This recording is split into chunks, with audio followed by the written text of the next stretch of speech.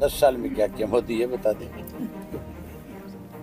10 साल पहले जब बना था तब भ्रष्टाचार याद नहीं आया। अरे अब आप कैसे कह सकते हो कि भ्रष्टाचार का मुद्दा लेके आया? वो तो 400 पार का लेके आया नारा। ये तो तने तेरी तरफ से जोड़ दिया मोदी का एक नया काम। ईडी का डर दिखाया जा रहा है, कहा जा रहा है कि हमारी पार्टी में शामिल हो जाओ, नहीं तो जेल में जाना पड़ेगा। सर लगातार आप दौरे कर रहे हैं, प्रदेश भर के दौरे कर रहे हैं, कैसा रुझान मिल रहा है? बहुत बढ़िया रुझान मिल रहा है, लोग लामबंद हो रहे हैं। लुटेरे और कमेरे की लड़ाई है, कमेरे के साथ लोग जुड़ना चाहते हैं।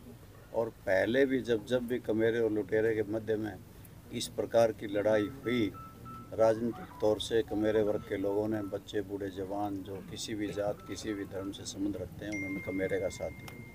बीजेपी की जमीन कहीं न कहीं खिसकती नजर आ रही है, क्योंकि वो आए दिन किसी न किसी नेता को बदलते दिखाई दे रहे हैं और एक दूसरी पार्टी से अपनी पार्टी में मिलाने का काम कर रहे हैं। ये तो कहते हैं हम दुनिया की सबसे बड़ी पार्टी हैं, परंतु 10 लोकसभा के क्षेत्र हैं हमारे हरियाणा में, 6 कांग्रेस से लेकर के आए हैं।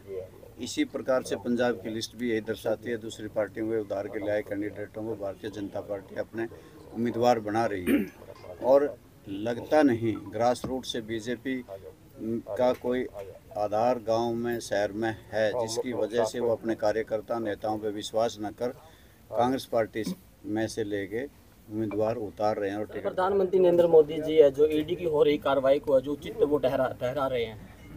ये तो दबाने का प्रयास किया जा रहा है। ईडी, सीबीआई और इनकम टैक्स की रेड करवा के बड़ी कंपनियों से पहले चुनावी चंदा वसूला गया, फिर उनको डरा के चुनाव लड़ाया गया और कईयों को फिर उसके बाद दंदा भी दिया गया। इसलिए ईडी के जरिए लोगों की आवाज़ दबाई जा रही है, उनसे पैसा इकट्ठा किया जा रहा है और चुनावी चंदा इकट्ठा हो रहा है, जो माँ घोटाला है।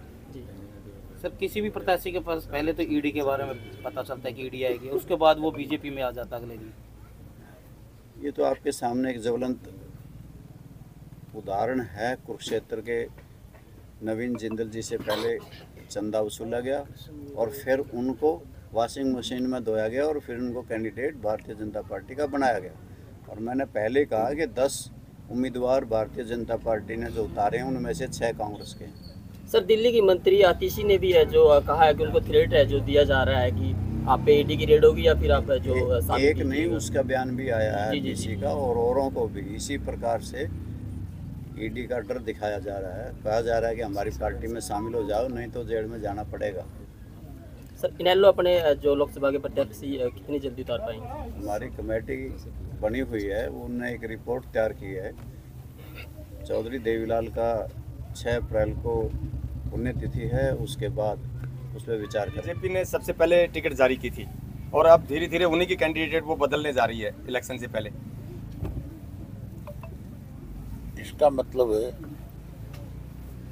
उनको अपनी किसी भी, पहले तो कार्यकर्ताओं पे भरोसा नहीं किया, अपनी पार्टी के नेताओं पे भरोसा नहीं किया, कांग्रेस से उधार लेकर के कैंडिडेट उतारे।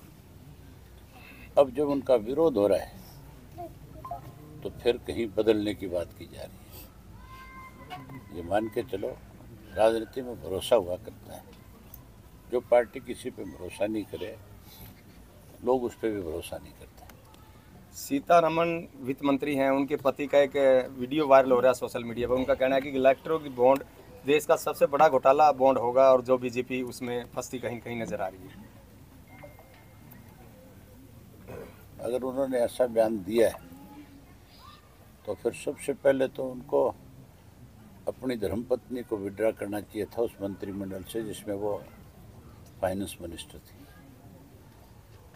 और फिर देश के सामने ये मैसेज देना चाहिए था भी हम तो ईमानदारी के साथ देश की सेवा करना चाहते हैं। अब जब टिकट नहीं मिला तो फिर कोई ना कोई आरोप तो लगाएगा ना। सर इलेक्ट्रॉनिक बॉन्ड जो है ये बड़ा घोटाला कोई आज से नहीं हो रहा। जब से भाजपा की सरकार बनी, जब से मोदी साहब बने, जब पीछे वित्त मंत्री जेटली साहब थे वो लेकर के आए थे, ये फाइनेंस डिपार्टमेंट का ही काम था जिसकी लंबे समय तक वित्त मंत्री रही है सीतारमण जी। सर अभी चुनाव में इनेलो पार्टी कौन से मुख्य मुद्दे लेकर उतरेगी? मुद्दों की कोई कमी है? लुटेरे राज कर गए, 19 से 20 से ज़्यादा घोटाले हो गए, महंगाई बढ़ गई, भ्रष्टाचार बढ़ गया। आप जैसे पढ़े लिखे नौजवानों के पास रोजगार नहीं है, नौकरी नहीं है, बेरोजगारी बढ़ा दी। उसके साथ साथ कानून व्यवस्था का दिवाला पिट गया और उसके साथ नशा बढ़ गया, अपराध बढ़ गए। कोई और मुद्दा तू बता दे जो उठाना। सर मोदी साहब है जो भ्रष्टाचार को दूर करने का नारा लेकर अब की बार इलेक्शन लड़ रहे हैं सर। तो 10 साल में क्या किया मोदी, ये बता दे। 10 साल पहले जब बना था तब भ्रष्टाचार याद नहीं आया। अरे अब आप कैसे कह सकते हो कि भ्रष्टाचार का मुद्दा लेके आया? वो तो 400 पार का लेके आया नारा। ये तो तने तेरी तरफ से जोड़ दिया मोदी का एक नया काम। तो सर ऐसे कह रहे हैं कि 400 पार, लेकिन कुछ लोग कह रहे हैं कि इनको हार का डर सता रहा है इसलिए 400 पार कह रहे हैं। आप नरवाना के रहने वाले हो। नरवाना सरसा लोकसभा क्षेत्र का हिस्सा है। ईमानदारी से बताओ कौन जीतेगा? ये तो समय बताएगा सर। नहीं सर, इसमें तो कोई बुराई नहीं है। तेरी वोट कहाँ जाएगी ये बता। तो समय बताएगा सर। सर किसान कह रहे हैं किसान हितैषी को जाएगा सर, और इसको देखते हुए तो सर आपने ही है जो किसानों के लिए अपने विधानसभा का आहुति दी थी। तो फिर किसान हितैषी अगर लोग हैं यहाँ के, वोट किसान के पक्ष में जाएगा तो फिर इंडियन नेशनल लोकदल पार्टी जीतेगी कि नहीं जीतेगी? जीतेगी। तो फिर मोदी की 400 पार कैसे होगी? Thank you sir.